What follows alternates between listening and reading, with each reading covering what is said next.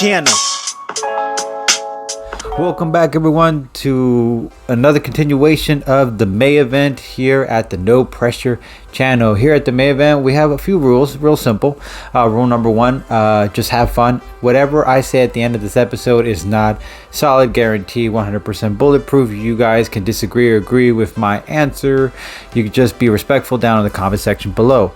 Another thing is that you guys had to vote the particular characters to face off in different genres and different fights and all that stuff.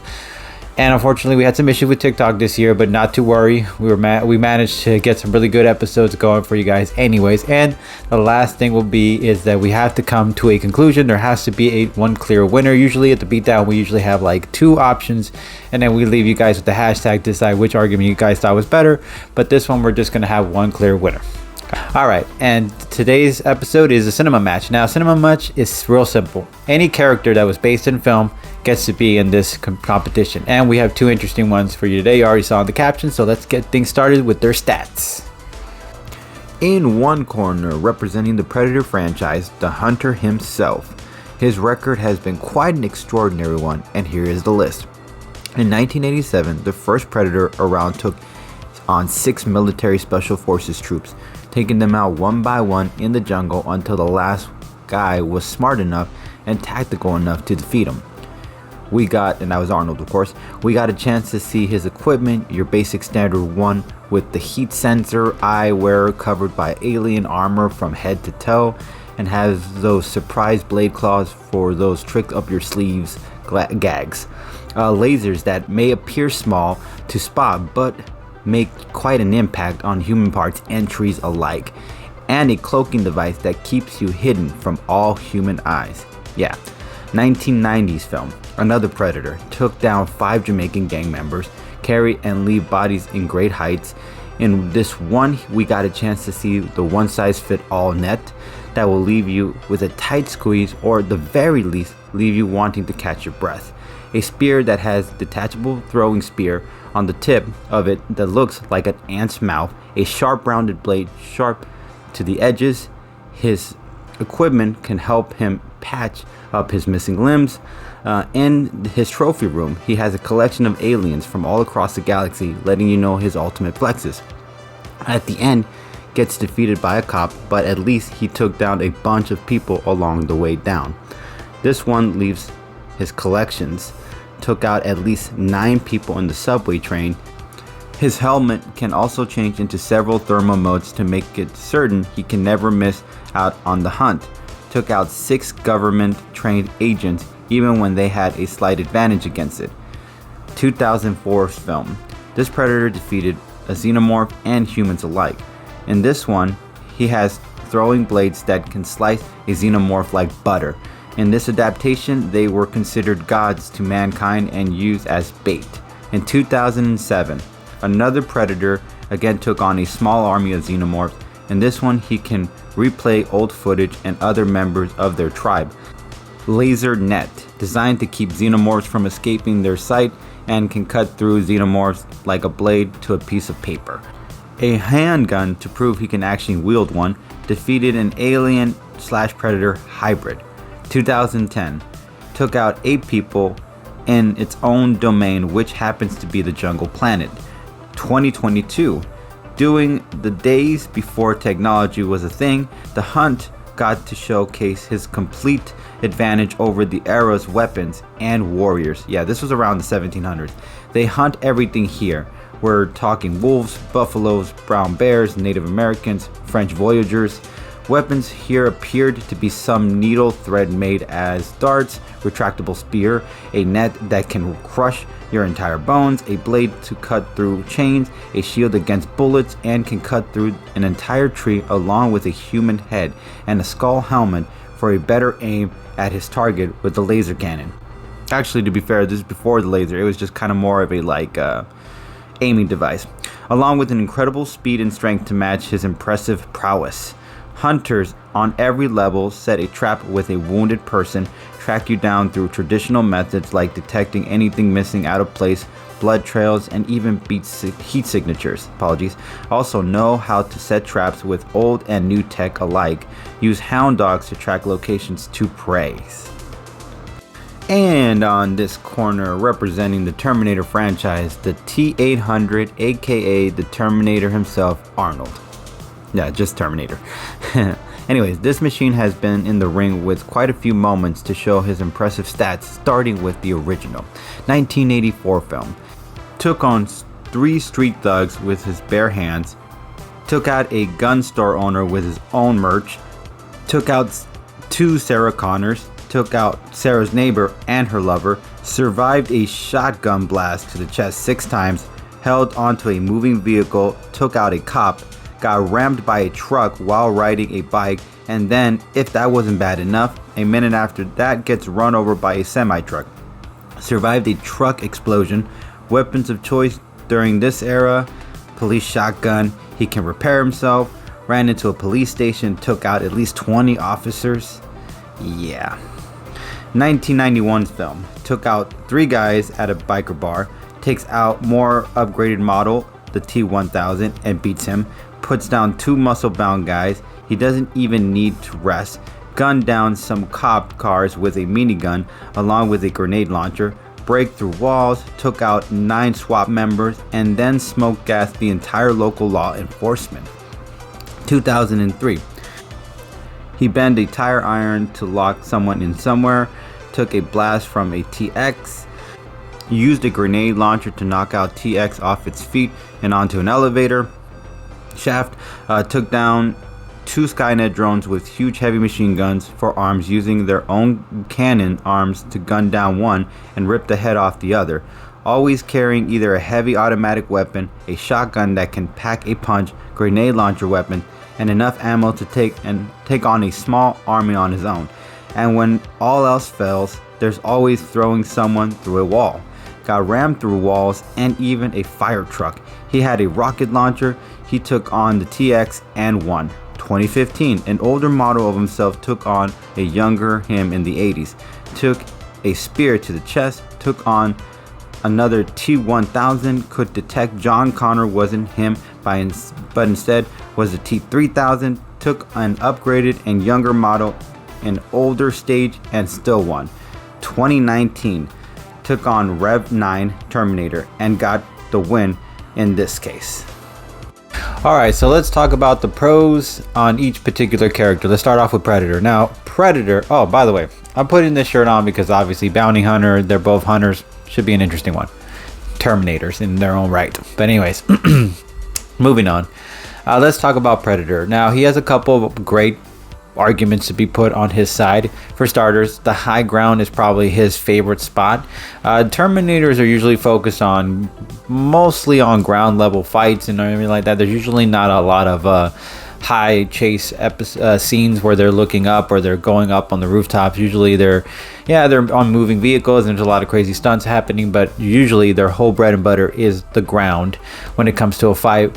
Where a Predator, it's not really that case. They usually can use the high ground in order to favor themselves in a fight.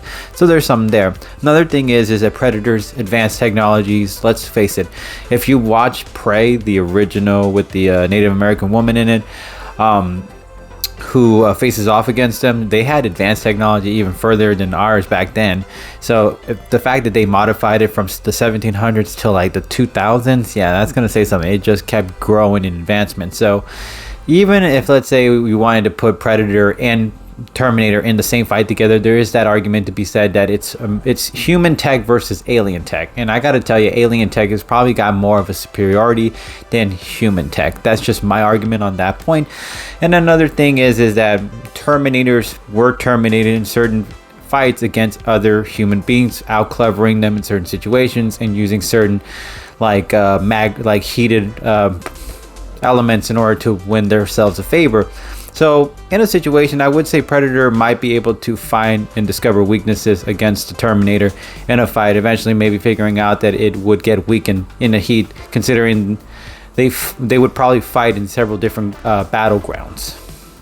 All right, so let's talk about a few other things for Predator, which is Terminators are usually designed to fight not in more of a hand-to-hand combat. Yeah, they usually use like back and forth brute strength in order to kind of defeat each other, but there's never usually any kind of martial arts or anything in their fighting style. They're usually more I'll get a gun and take you out that way, I'll use a truck to run you over.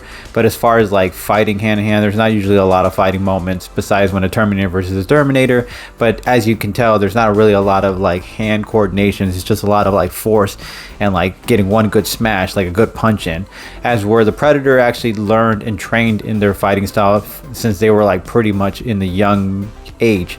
So they're gonna fight like with the fighting style, which means Terminators might be able to eventually figure out a move, but at least the Predators in the beginning during a fighting one-on-one, they'll be able to outmaneuver them during a fight.